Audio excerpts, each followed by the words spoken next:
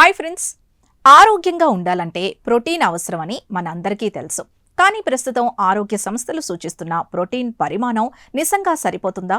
చాలా మంది భావిస్తున్న దానికంటే మన శరీరానికి ఎక్కువ ప్రోటీన్ అవసరం కావచ్చని తాజాగా ఒక విశ్లేషణ చెబుతోంది. ముఖ్యంగా వృద్ధాప్యంలో కూడా ఆరోగ్యంగా చురుగ్గా ఉండాలంటే ఆహారం, వ్యాయామం విషయంలో కొత్తగా ఆలోచించాల్సిన అవసరం ఉందని నిపుణులు సూచిస్తున్నారు.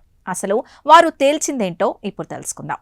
బ్రిటన్లోని కేంబ్రిడ్జ్ యూనివర్సిటీకి అనుబంధమైన లూసీ కావెండిష్ కాలేజ్కి చెందిన డాక్టర్ క్రిస్ మెక్డొనాల్డ్ ఈ విశ్లేషణను చేశారు. ఆయన బెటర్ ప్రోటీన్ ఇన్స్టిట్యూట్ డైరెక్టర్గా కూడా వ్యవహరిస్తున్నారు. ఈయన విశ్లేషణ ఫ్రంటియర్స్ ఇన్ న్యూట్రిషన్ జర్నల్లో ప్రచురితమైంది. డాక్టర్ మెక్డొనాల్డ్ ప్రకారం ప్రస్తుతం ఉన్న ప్రోటీన్ మార్గదర్శకాలు ప్రధానంగా ప్రోటీన్ లోపం రాకుండా చూడడానికి రూపొందించబడ్డాయి.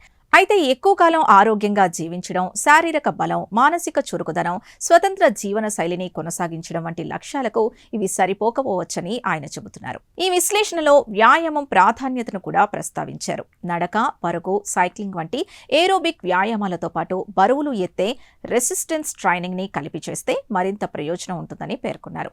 ఇవి కేవలం వ్యాధుల్ని నివారించడానికే కాకుండా వయసు పెరిగిన తర్వాత కూడా బలం, కదలిక సామర్థ్యం, స్వతంత్రతను కాపాడటానికి సహాయపడతాయని వివరించారు. ప్రత్యేకించి శారీరకంగా చురుగ్గా ఉండేవారు, వృద్ధులు, గర్భిణులు ప్రస్తుతం సూచిస్తున్న దానికంటే ఎక్కువ ప్రోటీన్ తీసుకుంటే ప్రయోజనం ఉండొచ్చని ఈ విశ్లేషణ సూచిస్తోంది.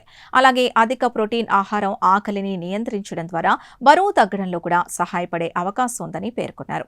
అయితే ఎక్కువ ప్రోటీన్ అంటే కేవలం మాంసాహారం మాత్రమే కాదని డాక్టర్ మెక్డొనాల్డ్ స్పష్టం చేశారు. సరైన ప్రణాళికతో శాకాహారులు కూడా అవసరమైన ప్రోటీన్ ని పొందవచ్చని తెలిపారు. ప్రస్తుతం ప్రపంచవ్యాప్తంగా అనేక మంది వీగన్ అథ్లెట్లు, బాడీ బిల్డర్లు పూర్తిగా మొక్కల ఆధారిత ఆహారంతోనే మంచి ఫలితాలు సాధిస్తున్నారని గుర్తు చేశారు.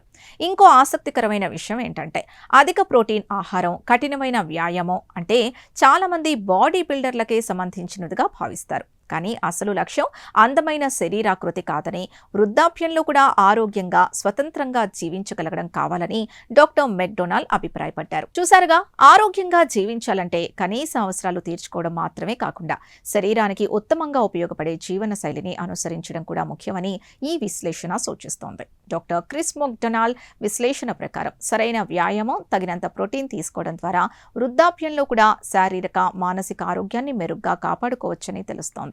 అయితే ఎంత ప్రోటీన్ అవసరమనే విషయం వ్యక్తి వయసు, ఆరోగ్య పరిస్థితి, శారీరక శ్రమపై ఆధారపడి ఉంటుందని గుర్తుంచుకోవాలి. ఈ ప్రత్యేక కథనంపై మీ అభిప్రాయాన్ని కమెంట్స్ ద్వారా తెలపండి. వీడియో నచ్చితే లైక్ చేసి ఛానల్ని సబ్స్క్రైబ్ చేసుకోండి.